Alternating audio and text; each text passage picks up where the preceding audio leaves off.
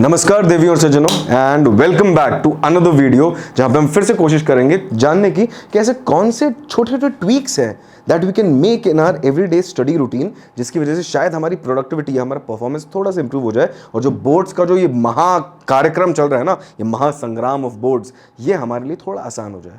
तो शुरू करते हैं और इसको टाइटल दिया अपन ने the right way to study.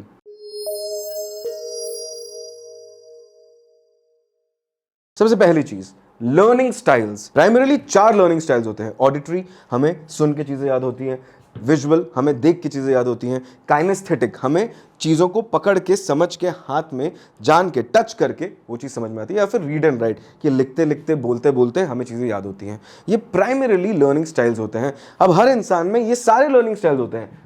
फर्क सिर्फ कितना है, परसेंटेजेस का, कि हमें ज्यादा लर्निंग स्टाइल कौन सा है और कम वाला कौन सा है। जैसे कि मुझे लगता है कि मेरे अंदर विजुअल लर्निंग स्टाइल ज्यादा है, क्योंकि मेरे को लोगों के चेहरे याद होते हैं, मेरे को डायग्राम्स याद होते हैं। मेरे लिए बहुत डिफिकल्ट हो जाता है लोगों के नाम वगैरह याद रखना, या फिर ऐसी कोई भी कॉन्सेप्ट को याद रखना जो कि विजुअली रिप्रेजेंट नहीं हो पाती।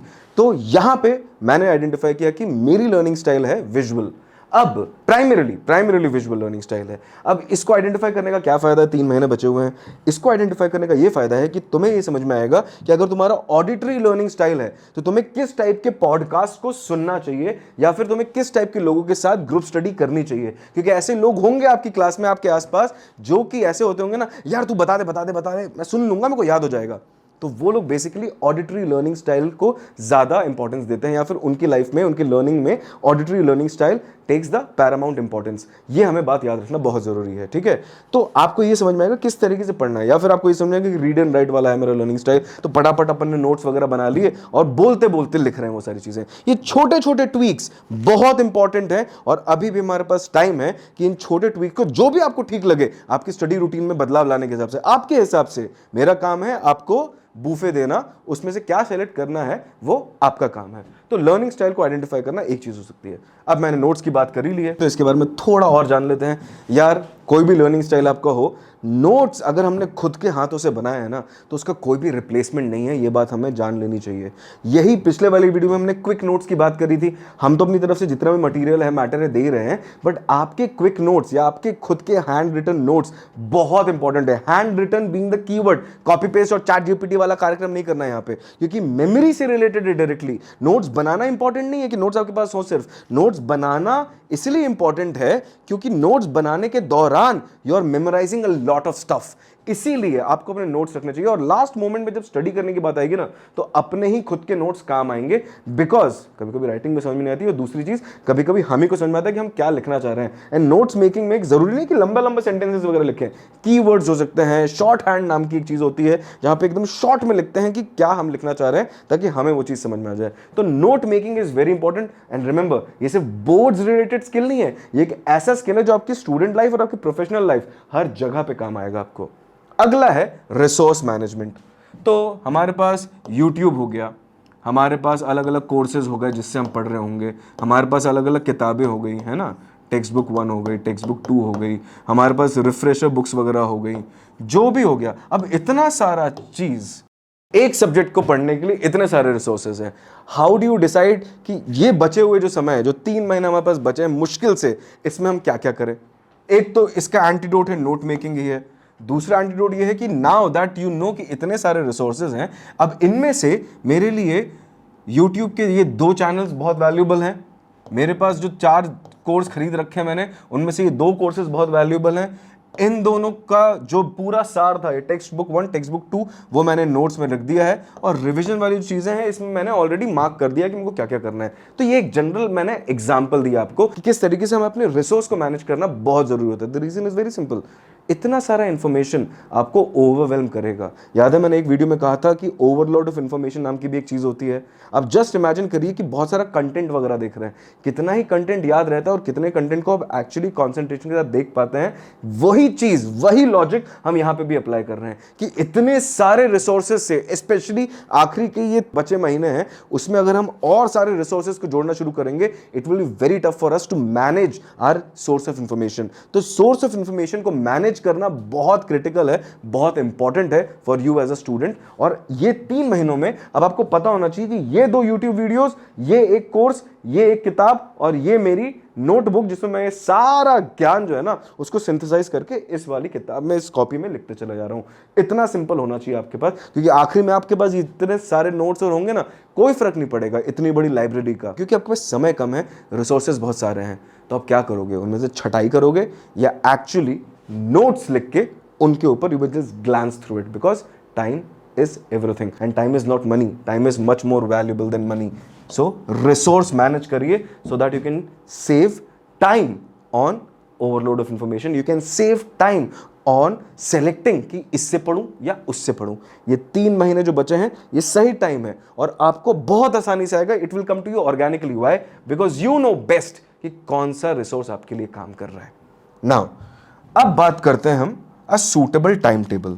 बहुत सारे लोग टाइम टेबल्स बनाते हैं कि सुबह 6 बजे उठेंगे, फिर 7 बजे तक फ्रेश होंगे, 7 से 8 पढ़ाई करेंगे, ये करेंगे वो करेंगे। ओ प्लीज, फिर 3 दिन चले जाते हैं और हमारा टाइम टेबल धरा का धरा रह जाता है। तो मेरी दरख्वास्त आपसे सिर्फ इतनी सी है कि भैया सुबह पढ़ना, शाम में पढ़ना, रात में पढ़ना, बीच रात में पढ़ना, मेरा उस पर कोई कंट्रोल नहीं है।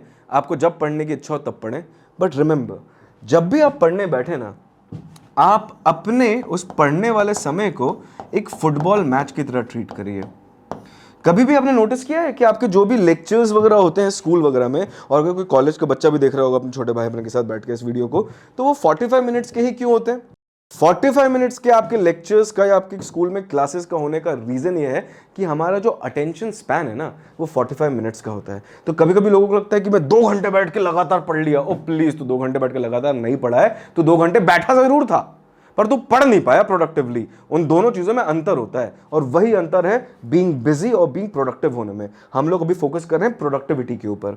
तो 45 मिनट्स, तो अगर आप चाहते हैं कि आपके पास फॉर एग्जांपल 6 घंटे हैं, ठीक है, तो आपको उन 6 घंटों को इस तरीके से डिवाइड करना चाहिए कि आप बैठ के पहले 45 मिनट्स पढ़ो, जो पढ़ना है पढ़ो। उसके पहले तुमने अपने नोट्स रख लिए, तुमने अपने रिसोर्सेज को मैनेज कर लिया, तुमने अपने स्टडी एरिया बना लिया, सब कर लिया। फिर 45 मिनट्स पढ़ा हमने, फिर 15 मिनट का डिजिटल डिवाइस फ्री ब्रेक लिया। डिजिटल डिवाइस फ्री ब्रेक मतलब इस 15 मिनट में हमें फोन या सोशल मीडिया नहीं करना है, हमें कुछ नहीं करना है। और कुछ नहीं करना कई बार बहुत मुश्किल होता है। To do nothing and be still. बिस्तर पर लेट जाओ, पड़ जाओ, लोगों से जाके बात करनी घर के आसपास कर लो, कोई प्रॉब्लम नहीं। चाय पीनी है, कहीं पे बैठना है, क्या बोलते हैं, डे ड्रीम करना है, आपको जो करने की इच्छा है आप कर लीजिए। बट इस 15 मिनट के अंदर आपको ऐसी कोई भी चीज नहीं करनी जो कि आपको स्ट्रेस दे। Then you will be ready for the next 45 minute हावर।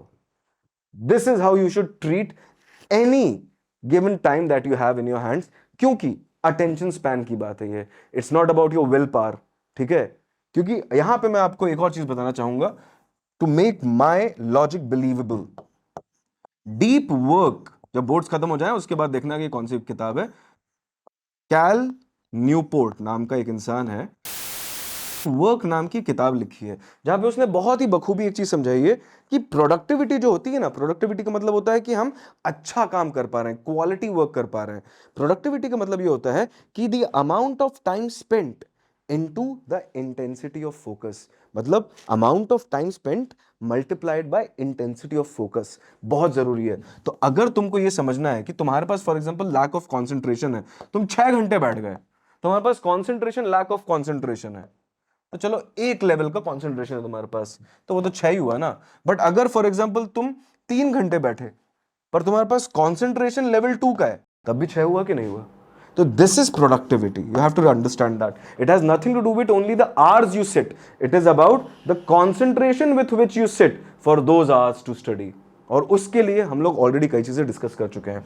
तो ये सूटेबल टाइम टेबल नाम की जो चीज है ना, शायद एग्जिस्ट नहीं करती है। बट यहां पे हमें ये जानना जरूरी है कि अब जो 3 महीने बचे हैं इसमें आपको ये पता है कि आपने कौन कौन सी चीजें पढ़ ली हैं, कौन कौन सी चीजों को आपको रिवाइज करना है, और उसके बाद whenever you sit, you make sure that it's a 45-15-45 का गेम, ठीक है? It's like a football match. तो ये सूटेबल टाइम टेबल से रिलेटेड हो गया। Next, me time.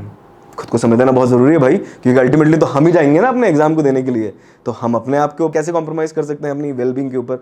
तो मैंने एक वीडियो में ये भी बात करी थी, मेंटल एंड फिजिकल हेल्थ की बात है। Me time is very important. तो हॉबीज़ होना, एक्सरसाइज वगैरह करना, ये सब बहुत ज़रूरी है इस मी टाइम के अंदर। अब लोग बोलेंगे कि यार अभी तो बोर्ड्स का है समय, ये दोस्तों के साथ घूमना, फलान ढिकान, कम करना जरूरी है। इन चीजों को बंद करना इज नॉट नेसेसरी, क्योंकि पेरेंट्स को डर रहता है कि ये ज्यादा कर देगा, डिस्ट्रैक्ट हो जाएगा, जो कि उनका डर है, वो वैलिड है, कोई बात नहीं।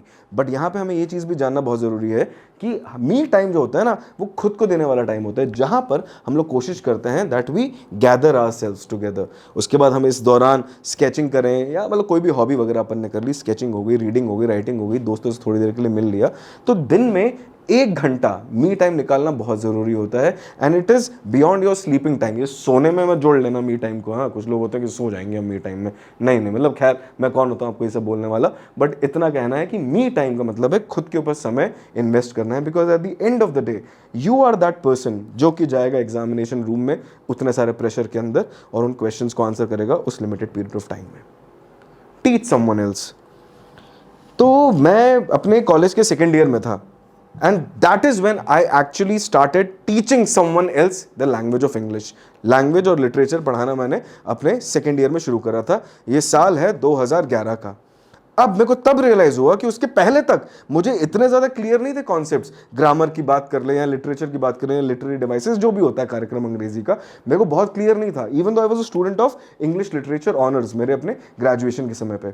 बट जब मैंने लोगों को पढ़ाना शुरू किया ना, then I realise the details. क्योंकि आप किसी और को अगर पढ़ाने की कोशिश करते हैं ना, तो in that moment you actually invest a lot of your self. मतलब आप एक कॉन्सेप्ट पकड़ते हो, उस कॉन्सेप्ट को आप एक तरीके से, 2 तरीके से, 3 तरीके से, 4 तरीके से कोशिश करते हैं सामने वाले तक कन्वे करने की, ताकि वो समझ जाए। अब इसमें तुम क्या कर रहे हो पता है? तो अपने खुद का दिमाग चला रहे हो उस चीज को समझने के लिए, ताकि सामने वाले तक तुम समझा सको। And that is why it is very important कि किसी एक को पकड़ लो। तो यहां पे ग्रुप स्टडीज वाला सीन हो सकता है, या फिर लैंग्वेज वाली ऐसी चीजें हैं तो छोटे भाई बहन को पढ़ा रहे हैं अपन, या बड़े भैया के साथ बैठ के अपन केबीसी वगैरह खेल ले रहे हैं भैया दीदी के साथ, जो करना करो, मेक योर लर्निंग फन। क्योंकि ये इंटरेस्टिंग नहीं लगता ना, that is the biggest issue. और इंटरेस्टिंग जो चीजें लगती हैं उसकी यूजुअली एग्जामिनेशन होते नहीं है, तो क्या करें? So you have to make sure that you make the learning process fun, so you can teach someone. और क्या पता इसमें करियर बना लें आप फ्यूचर में जाके, but anyway, teaching someone always make sure that you put your cognitive abilities. तुम अपने खुद की बुद्धि लगा रहे हो उस कॉन्सेप्ट को समझने में, अपने खुद के शब्दों में उस कॉन्सेप्ट को किसी और को समझा रहे हो, and that is why you will remember it better. इसीलिए टीच समवन एल्स। और आखिरी में a reward system. Reward system का मतलब ये है कि फॉर एग्जांपल आपने डिसाइड किया था कि यार आज मैं 8 घंटे पढ़ूंगा। अपन ने 8 घंटा पढ़ा फुटबॉल मैच वाले कार्यक्रम के हिसाब से ध्यान में रखते हुए इस फॉर्मेट को, ठीक है? और 8 घंटे कंप्लीट होने के बाद how will you reward yourself? Because you finally achieved that milestone for the day that you actually decided कि यार ये मेरा milestone है, मैं इतना पढ़ूंगा, मैं इतना कोर्स कंप्लीट करूंगा, and you finally did it. Then you deserve a reward. तो रिवॉर्ड सिस्टम भी बना के रखो अपने लिए। ये रिवॉर्ड सिस्टम आपको ये बताएगा कि आप प्रोग्रेस कर रहे हैं। It is very important. Reward system क्या हो सकता है?